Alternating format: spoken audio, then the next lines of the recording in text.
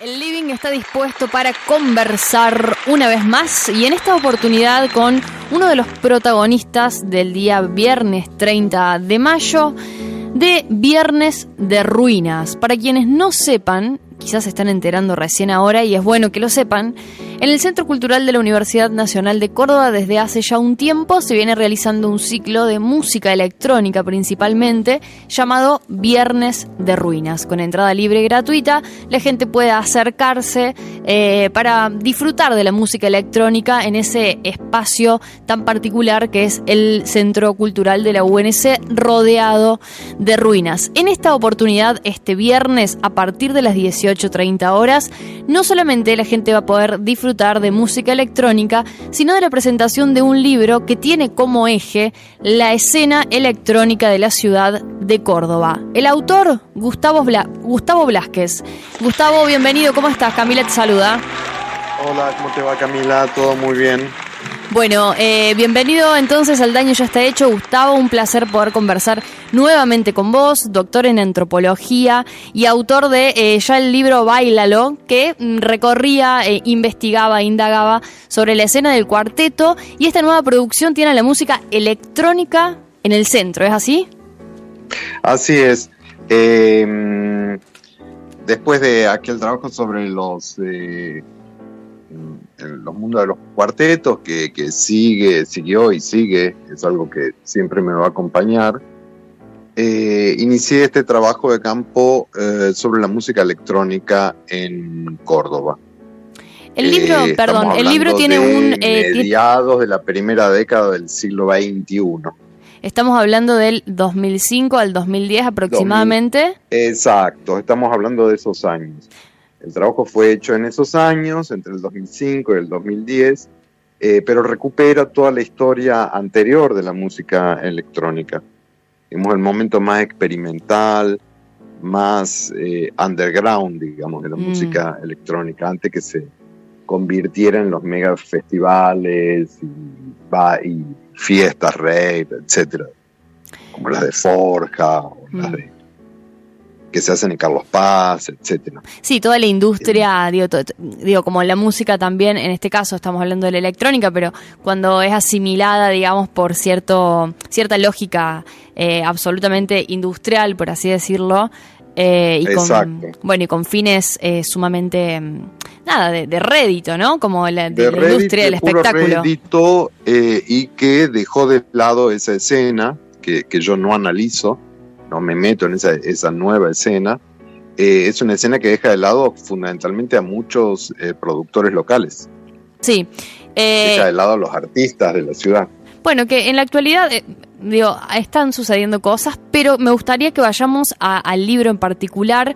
En la sinopsis y en la descripción, bueno, es una etnografía, es decir, es una investigación que te tiene a vos como observador participante de esta escena, y vos vas ubicando diferentes puntos, podemos decir así, o polos urbanos donde sucedía el encuentro con la música electrónica.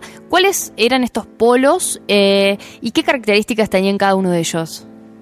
Claro, el nacimiento, la llegada de la música electrónica a Córdoba, hay que pensar en El Sol, un lugar que se ubicaba en la zona norte de la ciudad, y cómo que tenía ciertas características por la población de jóvenes que podían acceder, necesitaban auto, vivir cerca. Entonces era una escena, si quisiéramos decirlo así, más cheta. Uh-huh.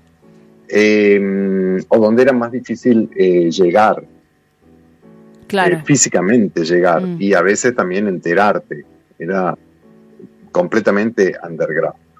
Esa escena luego se traslada a el Abasto, a la zona del mercado de Abasto, y ahí es re importante los domingos en Hangar 18. Y si bien Hangar 18 era un boliche gay que abría los viernes y los sábados, los domingos empezó a pasar música electrónica y se armaban iba otro tipo de público, que no necesariamente era gay. Y eso permite que la escena, digamos, todo un conjunto de estudiantes que vivían en el centro, que vivían en Nueva Córdoba, que vivían en las inmediaciones, pudieran llegar o fácilmente en un taxi de modo barato o caminando en grupos. Entonces eso permitió que la escena rápidamente se reprodujeran y empezaron a aparecer todo un conjunto de pequeños lugares en toda esa zona del Abasto. Uh-huh. Estamos hablando de esto, de esta dinámica, digamos, en el Abasto, paralela a la de la zona norte o posterior. No, primero, digamos, vos tenés la zona norte, ¿entendés? El sol cierra, ese público queda un poco huérfano, y al poquito tiempo se inaugura los domingos en Hangar 18. Bien. Entonces es temporal, hay un cambio que es en el tiempo, ¿sí? De mediados de los 90, 95 a 97, 96, 97, pero también hay un desplazamiento geográfico que trae la música electrónica a el centro de la ciudad. Y modifica entonces el público.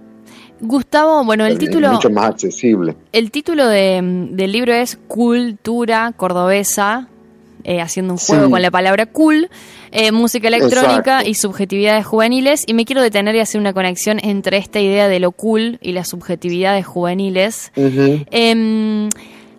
¿Pudiste pensar, me imagino, o analizar... si hay algún tipo de asociación entre el consumo de música electrónica o la asistencia al universo de la música electrónica y cierto estatus social? ¿Vos lo pudiste ver a eso? Sí y no, te diría. Es algo realmente muy interesante y algo para discutir. Y para seguir pensando. Quienes ven a la música electrónica como una cosa de chetos, como una cosa de sectores altos de la sociedad, de consumos privilegiados, como algo muy exclusivo y algo muy cerrado, son generalmente quienes no participan de esa escena. Claro. Son aquellos que quedan fuera de esa escena los que la ven de esa manera. ¿Por prejuicio? Estamos hablando de momentos ¿será? Estamos hablando de momentos donde había mucha resistencia a esa música, comparable a la que ahora se escucha en contra, todos los discursos en contra del reggaetón y del trap y todo ese tipo de musicalidades contemporáneas. En ese momento se consideraba que la música electrónica no era música, recordemos a Papo. Uh-huh. Entonces esta escena, que era vista desde afuera como de chetos, internamente era una escena de muchísima libertad. Uh-huh. Y eso es lo que la caracterizaba.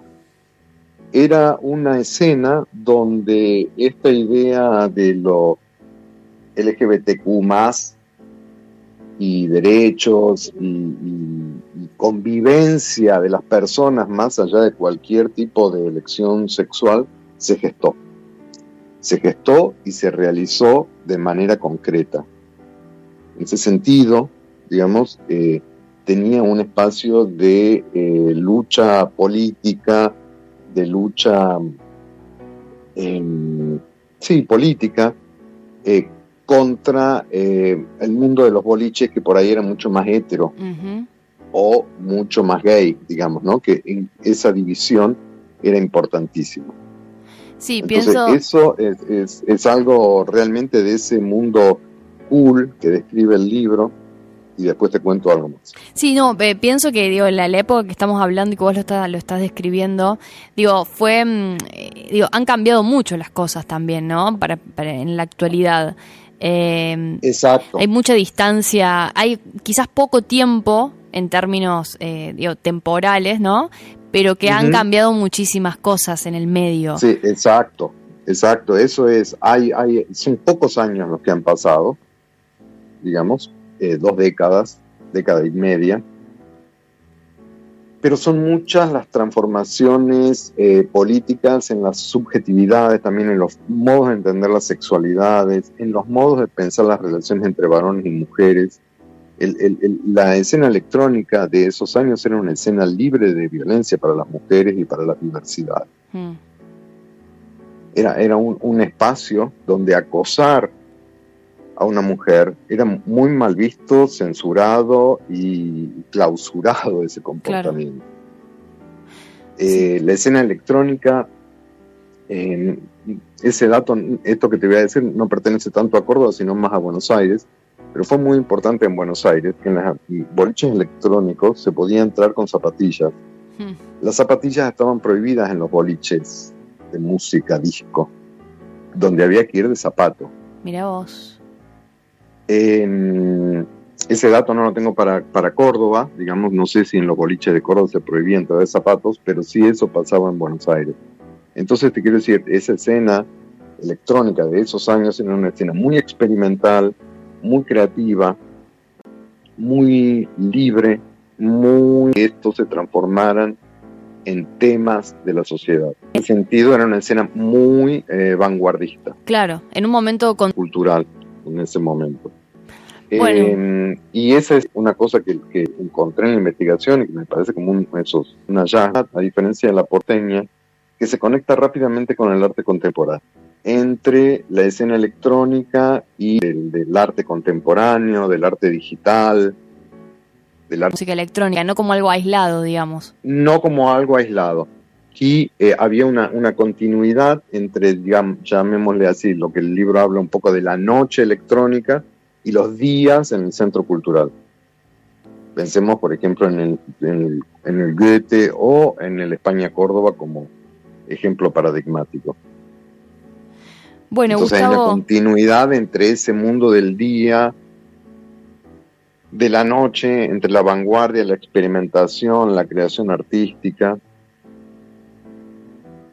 Súper interesante esta cartografía que haces de la música electrónica. Yo creo que más de una persona que esté escuchando debe estar muy interesada por el tema porque deben haber formado parte de esa escena en esos años. Así que, bueno, claro, siempre es para celebrar un nuevo trabajo tuyo, como ya lo hemos hecho con el libro sobre cuarteto, como otras producciones, como otras conferencias, charlas y participaciones tuyas en diferentes eventos y pensando a la música popular. Así que la invitación es para el día de mañana, viernes, en el Centro Cultural de la UNC, en el marco de Viernes de Ruinas, que va a estar participando Bruno Chaix y Frank y Matías. ¿Es así? Así es, va a ser a las 6:30. Y va a ser hermoso escuchar a Bruno Chaix, es un histórico DJ de la ciudad y que tiene un lugar importantísimo en la formación de esta escena. Entonces fue re importante va a ser re importante poder volver a escuchar a Bruno, que uno lo ha seguido escuchando, pero escucharlo en relación con esta música electrónica. Él, como todos los artistas, cambia. Bueno, Gustavo, entonces ahí estaremos y reiteramos la invitación para que la gente se llegue con entrada libre y gratuita al Centro Cultural de la UNC mañana a partir de las 18:30 horas. Muchísimas gracias, un abrazo. Dale, perfecto, nos vemos. Así pasaba Gustavo Blázquez, autor del libro editado recientemente por la editorial de la Universidad Nacional de Córdoba, Cultura Cordobesa, Música Electrónica y Subjetividades Juveniles, que se va a estar presentando el día de mañana a partir de las 18 horas en el Centro Cultural de la UNC.